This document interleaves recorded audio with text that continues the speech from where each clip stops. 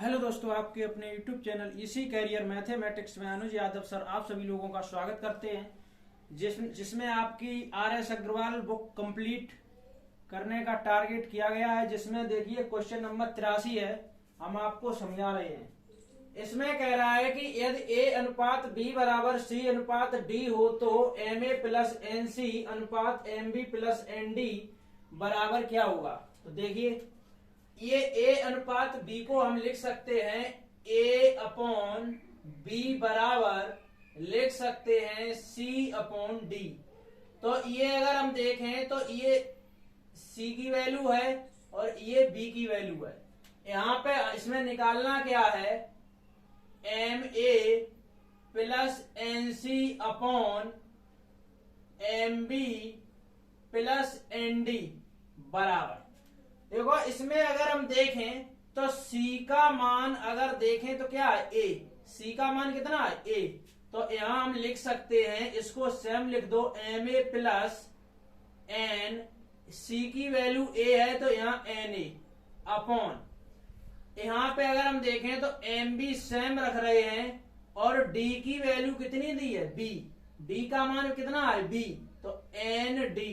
अगर हम देखें इसमें तो इसमें ऊपर A कॉमन है, तो A को अगर कॉमन लिए तो M प्लस N अपॉन, नीचे अगर देखें तो D की वैल्यू B है, यहां पे B कर लेना, D की वैल्यू कितनी है B है D की वैल्यू। तो यहां पे अगर हम देखें तो B कॉमन ले लें तो M प्लस N। अब थोड़ा ध्यान देना, M प्लस N कट गया तो हमारा आंसर आएगा A अपॉन B या आएगा A अनुपात B। ये हमारा आंसर है। नेक्स्ट क्वेश्चन देखिए, ऐसे आपने कई क्वेश्चन हमने करवाए हैं इस तरीके के। इसमें क्या करना है, अंदर की राशियों का गुणनफल बाहर की राशियों के गुणनफल के क्या होता है, बराबर होता है। तो थोड़ा ध्यान देना, इसका गुणा इसमें करेंगे तो x गुणे 17.5 बराबर, इसका गुणा इसमें करेंगे तो 7 इंटू 22.5। थोड़ा सिंप्लीफाई कर ले, अगर हम देखें तो पॉइंट से पॉइंट गया, 7 का अगर इसमें भाग दें तो देखो अगर हम देखें तो 7 दूनी 14, 7 पना 35, 7 दूनी 14, 3 बचे 7 पना 35। और अगर देखें तो 25 निम्मा 225, हमारा आंसर आएगा x बराबर 9।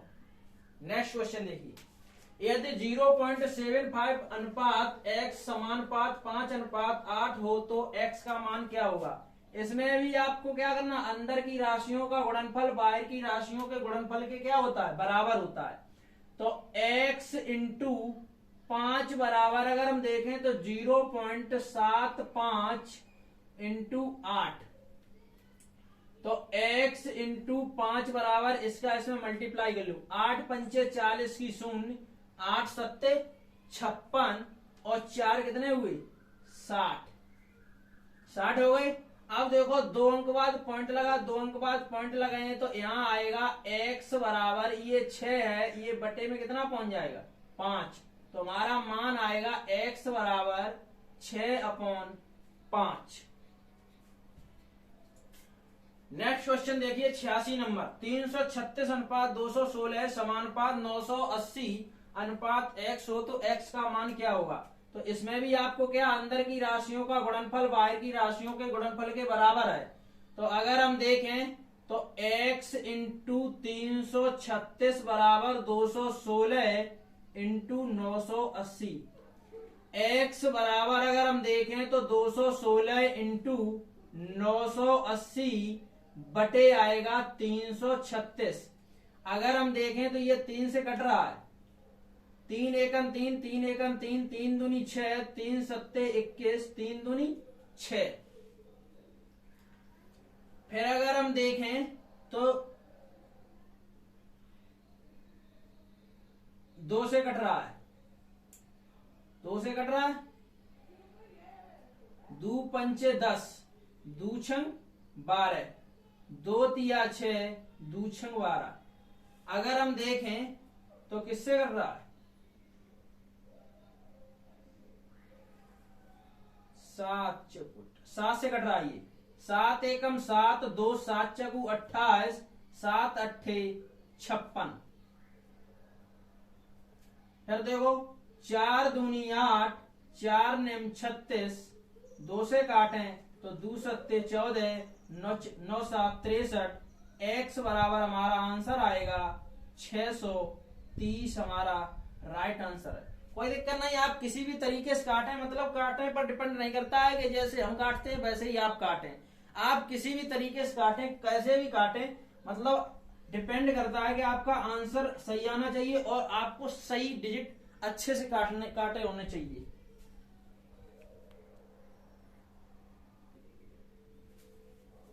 नेक्स्ट क्वेश्चन है 87 नंबर। यदि P अनुपात Q बराबर R अनुपात S बराबर T अनुपात U बराबर 2:3 हो तो MP plus NR plus BT अनुपात MQ plus NS plus BU बराबर क्या होगा? तो देखिए, अगर हम देखें तो P और R और T इन तीनों की वैल्यू कितनी है? 2 है। अगर हम देखें तो Q, S और U की वैल्यू कितनी है? 3 है। इसके कहने का मतलब ये है, तो देखो अगर हम देखें तो P, R और T की वैल्यू कितनी है? P, R और T, तो यहां हम लिख सकते हैं 2M plus 2N plus 2B अनुपात Q की वैल्यू कितनी है? 3, तो हम यहां लिख सकते हैं 3M प्लस S की वैल्यू 3 है तो 3N प्लस U की वैल्यू 3 है तो 3B। थोड़ा ध्यान देना, अगर इसमें हम देखें और इसमें देखें, इसमें 2 कॉमन है और इसमें 3 कॉमन है। अगर हम 2 कॉमन ले लें तो M plus N plus B, यहां पे कॉमन ले लें 3, तो यहां बचेगा M plus N plus B। इससे ये क्या हो जाएगा? कैंसिल। तो हमारा आंसर निकल के आएगा 2:3। यही हमारा क्या है? आंसर है। नेक्स्ट क्वेश्चन देखिए, किसी मानचित्र के लिए पैमाना 1:4 × 10⁵ दिया गया है। यदि मानचित्र में 2 बिंदुओं के बीच की दूरी 4 सेंटीमीटर हो, कितनी हो? 4 सेंटीमीटर हो तो इन बिंदुओं के बीच वास्तविक दूरी कितनी है? इसके कहने का मतलब है, जो ये दिया है 1:4 × 10⁵, ये कह रहा है कि 1 सेंटीमीटर की वैल्यू है 4 × 10⁵। क्या सेंटीमीटर की? 1 सेंटीमीटर। अब कह रहा है कि 4 सेंटीमीटर बराबर, अगर हम देखें तो 4 सेंटीमीटर बराबर अगर हम निकालें तो 4 × 4 × 10⁵। अगर हम 4 सेंटीमीटर की वैल्यू निकालें तो थोड़ा ध्यान देना, 4 चकू 16 × 10⁵। सेंटीमीटर को अगर हम मीटर में बनाएंगे तो किससे भाग देंगे? 100 से। और मीटर को इसमें किलोमीटर में बनाएंगे तो किससे भाग देंगे? 1000 से। देखो किसी में अगर जैसे 10, ये 1000 लिखे हैं, क्या 0 है? 5, इसे हम लिख सकते हैं 10⁵। जितनी 0 हो उसकी उतनी ही क्या लिख सकते हैं? 10 की पावर लिख सकते हैं। तो थोड़ा ध्यान देना, अगर हम देखें तो नीचे 3 0 और 2 5 0 है, तो थोड़ा ध्यान देना, 16 × 10⁵ यहां लिख सकते हैं 10⁵।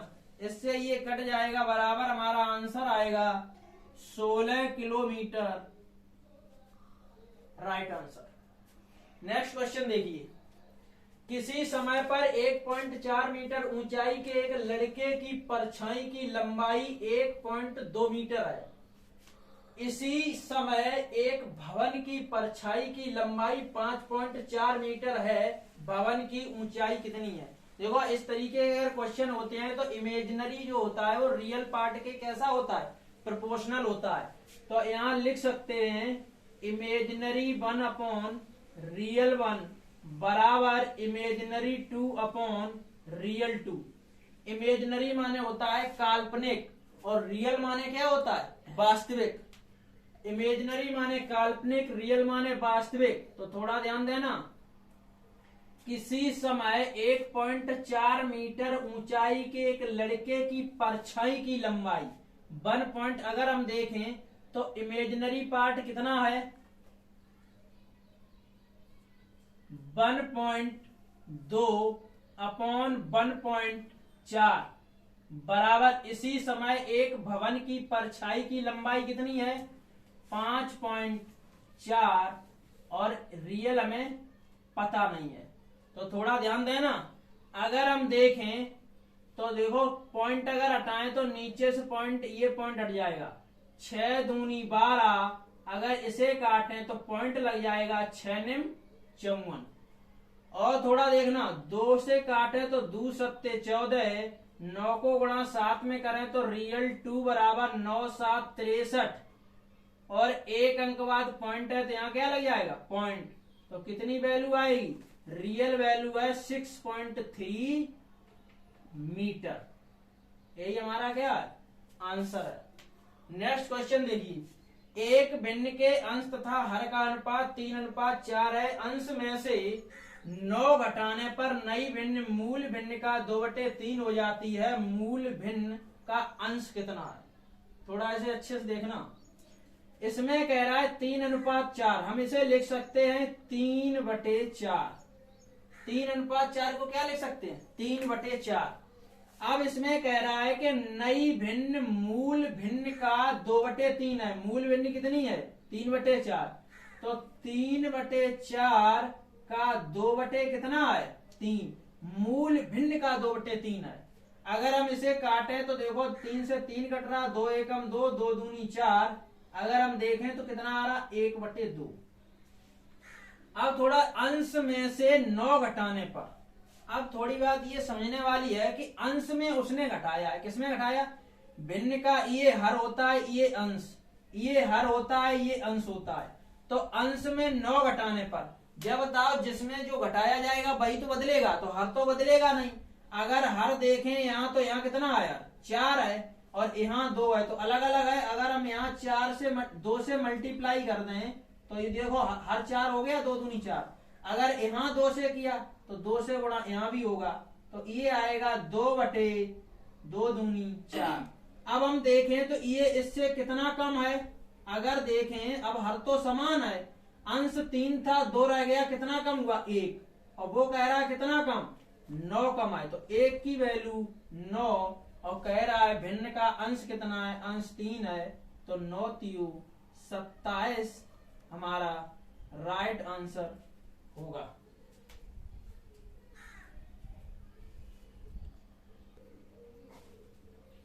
नेक्स्ट क्वेश्चन है 91 नंबर, वह कौन सी भिन्न है जिसका 1/27 के साथ वही अनुपात है जो 3/11 तथा 5/9 का अनुपात है। तो देखिए, जिसका 1/27 से हम मान लेते हैं x का 1/27 से वही अनुपात है जो 3/11 से तथा 5/9, अंदर की राशियों का गुणनफल बाहर की राशियों का क्या होगा बराबर होगा। तो x गुणे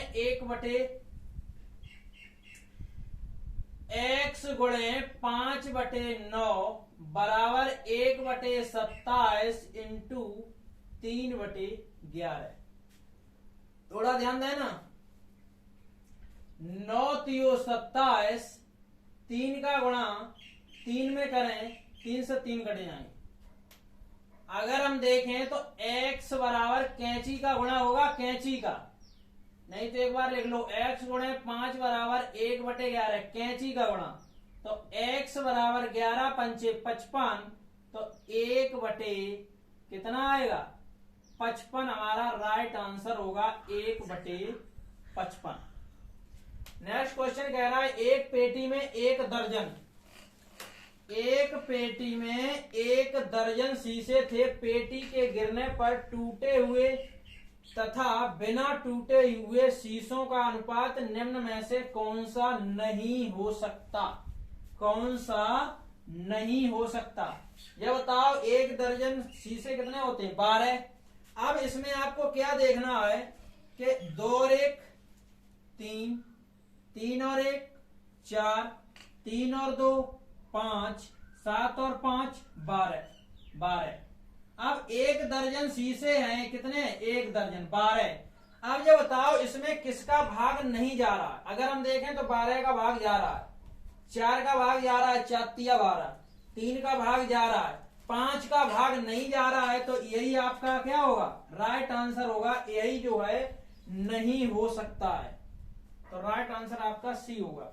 नेक्स्ट क्वेश्चन देखिए, निम्नलिखित में से सबसे बड़ा अनुपात कौन सा है? देखिए अगर हम देखें तो 7/15, उसके बाद दिया है 15/23, उसके बाद दिया है 17/25, उसके बाद दिया है 21/29। अगर हम इसका अंतर देखें तो कितने का है? 8 का है। अगर यहां देखें तो 15 8 23, यहां देखें तो 8 का, और यहां देखें तो 8 का। अगर जहां पे भिन्न का अंश कैसा हो? समान हो, तो जिसका अंतर कैसा हो? समान हो। किसी भी भिन्न का अंतर अगर समान है तो जिसका अंश बड़ा होगा वो बड़ी भिन्न होगी, जिसका अंश छोटा होगा वो छोटी भिन्न होगी।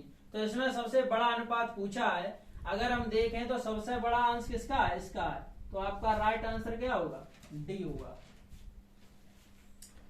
नेक्स्ट क्वेश्चन देखिए, किसी समकोण त्रिभुज की समकोण बनाने वाली भुजाएं 5:12 के अनुपात में हैं। यदि त्रिभुज का क्षेत्रफल 270 वर्ग सेंटीमीटर हो तो कड़ की लंबाई कितनी होगी? देखिए समकोण बनाने वाली, देखो ये एक समकोण त्रिभुज है। कैसा है? समकोण त्रिभुज है। अब अगर हम देखें तो समकोण बनाने वाली यही दो भुजाएं हैं। कौन सी? एक ये और ये। यहाँ पे 90 डिग्री का एंगल बनता है हमेशा। अब इसमें समकोण बनाने वाली भुजाएं 5:12 हैं, तो जब भुजा 5 हो गई और जब भुजा कितनी हो गई? 12 हो गई। अब देखो आप पाइथागोरस प्रमेय पढ़े होंगे पिछली क्लास में कि समकोण त्रिभुज दिया जाए, ये लंब है, ये आधार है, तो कर्ण वर्ग बराबर होता है लंब का वर्ग धन आधार का वर्ग। 5 का वर्ग 25, 12 का वर्ग 144, 5 का वर्ग 25, 12 का वर्ग 144, 125 144 कितने हुए? 169, और 169 का वर्गमूल कितना होता है? 13। तो जब भुजा हमारी कितनी निकलेगी? 13 निकलेगी। अब देखो इसमें क्या कह रहा है? त्रिभुज का जो क्षेत्रफल होता है, यहां पे लिख लो, त्रिभुज का क्षेत्रफल बराबर होता है 1/2 आधार गुणे ऊंचाई। अब उसमें अगर हम देखें तो क्षेत्रफल दिया कितना? 270, 270 दिया है, तो यहां 270 और 1/2 आधार, इसको मान लो 12x, इसको मान लो 5x। आधार हमारा 12x दिया और ऊंचाई 5x दी। या ऊंचाई तो है ही, या क्या है? ऊंचाई है। अगर हम सिंप्लीफाई करें तो 2 × 12, तो 270 बराबर 6x × 5x। अगर हम 6 का भाग दें, 5 का दें तो 5 पंचे 25, 5 चकू 20, 6 का दें तो 6 9 54, तो x² बराबर गुणा में घातें जुड़ती हैं, तो x² बराबर 9, x बराबर निकल के आएगा 3। और इसमें क्या कह रहा है कि कड़ की लंबाई बताओ, तो कड़ वही 3x होगा। यहाँ जब ये 12x, ये 5x, जो 13x होगा। 13x की अगर वैल्यू निकालें हम यहाँ पे, तो थोड़ा ध्यान देना, 13 × x की वैल्यू कितनी है? 3, तो 13 तिया 39 हमारा कड़ होगा। क्या होगा? 39 हमारा क्या होगा? कड़ होगा।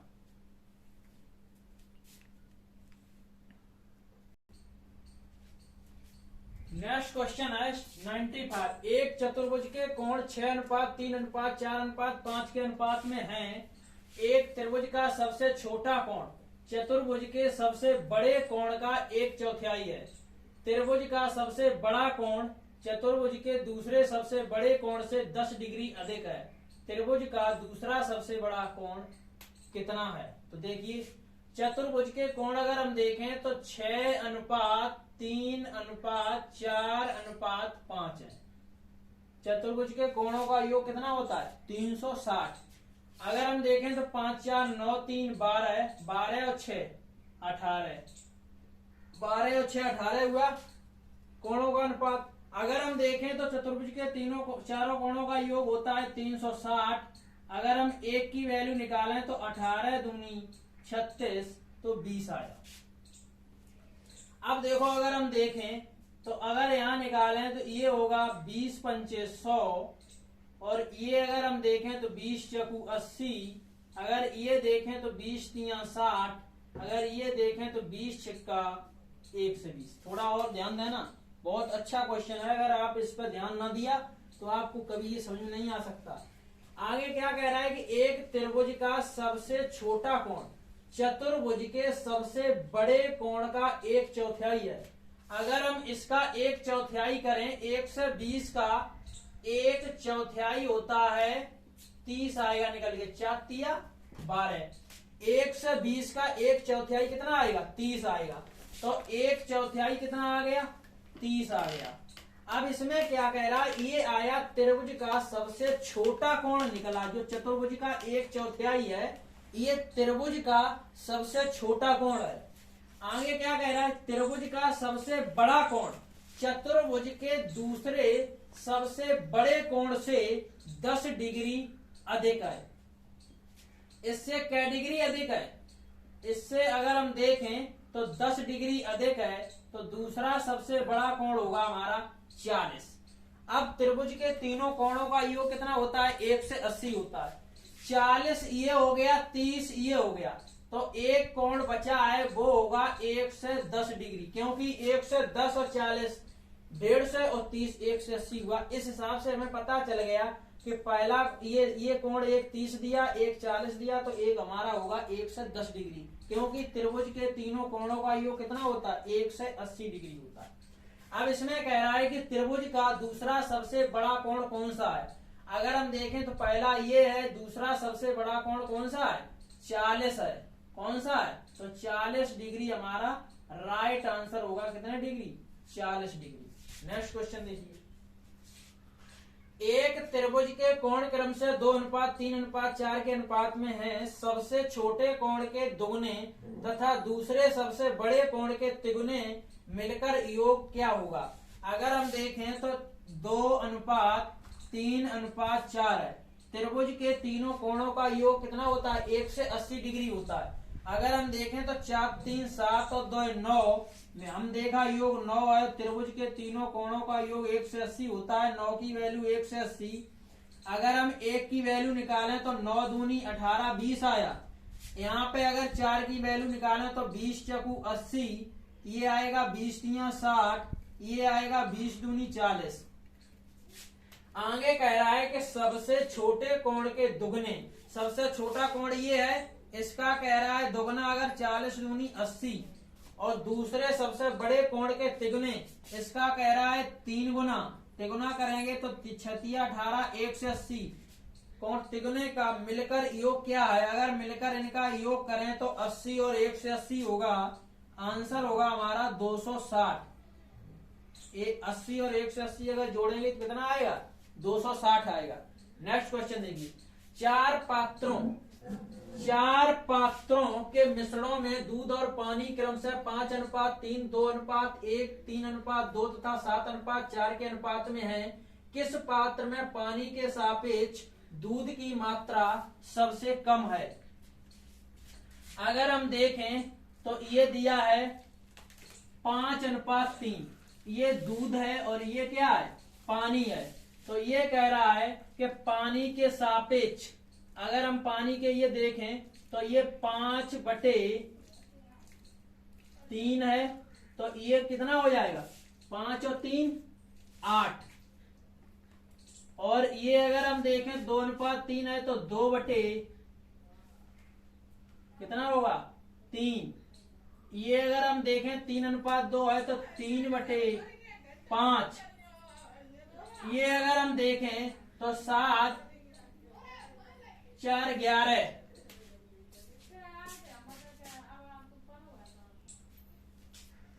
देखो आगे इसमें करना क्या है, अगर ऐसा क्वेश्चन दे दिया जाए तो ये देखो 5 और 5 3 8, 2, 2 और 1 3, 3, 3 2 5, 7 और 7 4 11। अब आपको क्या करना है, इसमें सबसे पहले आप 2 और 2 सभी में 0 बढ़ा ले। अगर आप एक एक 0 बढ़ाएंगे तो हो सकता है कि आंसर आपका सटीक ना दिखाई दे, तो आप 2 2 0 बढ़ा लीजिए। अपने आप 100% दूर से दिखाई देगा कि कौन सा बड़ा है कौन सा कम मात्रा है। 2 2 0। अगर एक एक 0 बढ़ाओ तो एक एक सभी में बढ़ा, 2 2 बढ़ाओ, 2 से ज्यादा मत बढ़ा। अब देखो अगर हम 8 का भाग दें तो 8 का भाग 50 में देंगे तो 8 6 48, अब कितने बचे 2, 8 दूनी 16, 62 आया। अब इसमें अगर दें तो तिछंग 18, फिर दें तो तिछंग 18, ये 66 आया। इसमें दें तो 5 6 30, 60 आया।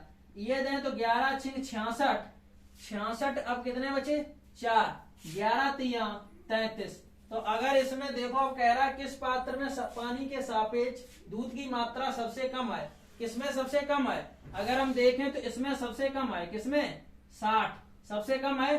तो तीसरा अनुपात क्या होगा, 3:2 में पानी के सापेक्ष दूध की मात्रा कैसी है, सबसे कम है। नेक्स्ट क्वेश्चन देखिए, एक 60 लीटर के मिश्रण में दूध और पानी का अनुपात 3:1 है। इस अनुपात को 2:1 करने के लिए इसमें कितना पानी और मिलाया जाना चाहिए। अच्छा क्वेश्चन है, बहुत ही इंपॉर्टेंट क्वेश्चन है, इसको थोड़ा अच्छे से देखना। देखिए 60 लीटर के मिश्रण में काफी क्वेश्चन आते हैं। मिश्रण में कह रहा है दूध और पानी, यहां हम लिख लेते हैं मिल्क और वाटर। कितना दिया है, 3:1 दिया है। अगर हम देखें तो 3 और 1 4, 4 की वैल्यू कितनी है 60, 60 लीटर 4 की वैल्यू है। अगर 1 की वैल्यू निकालेंगे तो 4 एकम 4, 4 पंचे 20 15। अगर हम शुद्ध देखें तो दूध कितना पानी कितना, तो 15 3 45 और 15 एकम 15। तो अगर हम देखें तो 45 लीटर मिल्क है, दूध है, और 15 लीटर क्या है, पानी है, वाटर है। अब इसमें कह क्या रहा है, इस अनुपात को 2:1 करने के लिए इसमें कितना पानी और मिलाया जाना चाहिए। अगर हम देखें तो 2:1 करने के लिए 2 अनुपात कितना हो गया, 1 हो गया। अब इस चीज को आप विशेष ध्यान देना, जो चीज मिलाई जाए हमेशा वही बदलती है। जो चीज मिलाई जाए हमेशा याद रखना वही चीज बदलती है, जो मिलाई ना जाए वो कभी नहीं बदलेगी। इसमें कह रहा है कि कितना पानी मिलाया जाए। अगर पानी मिलाया गया तो दूध कभी भी बदलेगा नहीं, दूध कैसा नहीं होगा, बदलेगा नहीं। ये 2:1 है, दूध और पानी है। अगर हम देखें तो दूध हमारा 45 लीटर था, तो यहाँ 2 की वैल्यू कितनी होगी 45। अब 2 की वैल्यू अगर 45 है, 1 की वैल्यू अगर हम निकालें तो कितनी आएगी 22.5। 2 की वैल्यू 45 है तो 45 के आधे कितने होंगे 22.5, तो 1 की वैल्यू 22.5 होगी। 15 लीटर पानी था और 22.5 लीटर हो गया, तो कितना बढ़ा 7.5 लीटर हमारा पानी मिलाया गया। कितना मिलाया गया 7.5 लीटर।